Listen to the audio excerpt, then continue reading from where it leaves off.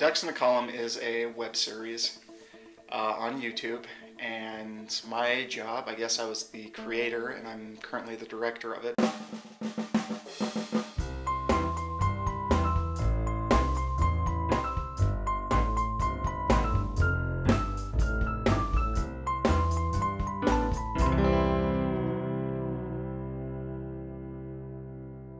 I've wanted to do a web series for a long time, and so I had a few ideas in my head that involved sort of a schizophrenic main character with an imaginary friend or a multiple self. Oh shit, I'm like... Hey. I then got together with a few of my friends from the Dead 8 Film Club, and we decided that this was something that we could actually do, and apparently it was a good enough premise that a few really talented people, Jake Kuwana, Hannon Miller, Ben, John Shin, Ilio, all kind of jumped on this and said, yeah, we want to do this with you. They have been there pretty much from the beginning to help me out with a lot of things that I'm not as good at. And to sort of bounce ideas off of and sort of create something that I might not think of on my own.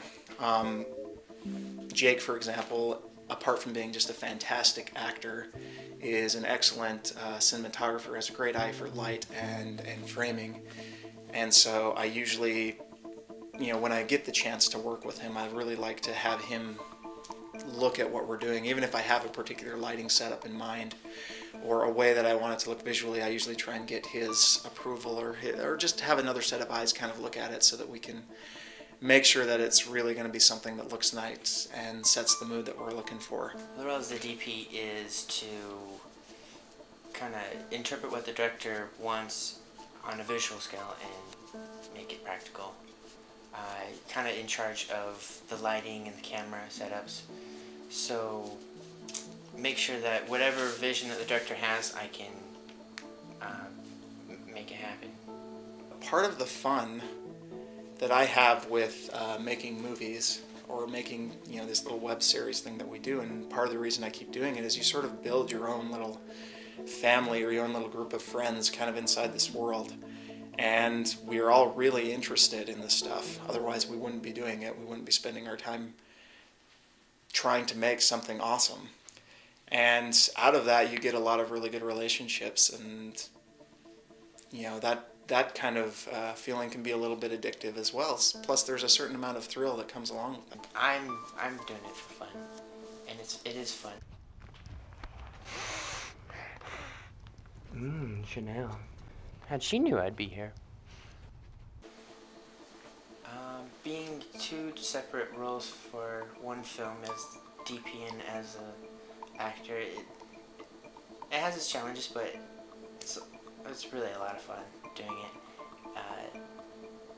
Having the responsibility of being a DP seems to enhance what I can do with my character. I can be a little bit biased of how I treat my character differently, and I light him differently. So there's more backlighting with Snoots to make it seem like he's a little more fictional. And frankly, we couldn't do this without Andrew Close. Not only is he basically the Ducks character and the embodiment of everything we're trying to go for there, but he is a pretty creative guy as well, and brings a lot to the table with his ability to write and his ability to come up with stories. He essentially wrote the entire third episode, and I saw it once and signed off on it because I found it really hysterical. What are you wearing? What? What's wrong with this? You're such a effing critic, Ducks. I know, I am a critic. I'm published in an online magazine and people respect my opinion. What's that? Is that little column they let you write? Oh, the most challenging part of playing Snoots would be his voice, because he has a high-pitched voice, and after several hours of doing it, my voice gets scratchy. My voice is scratchy right now because earlier I've been doing the Snoots voice. That's probably the most difficult part.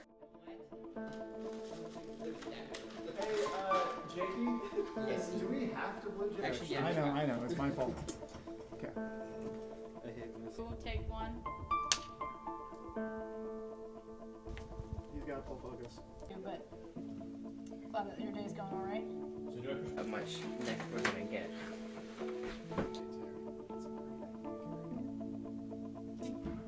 Now we're a few episodes long, and I think we're still having a good time with it, and we're getting a really good response from it, and so we're going to keep doing it.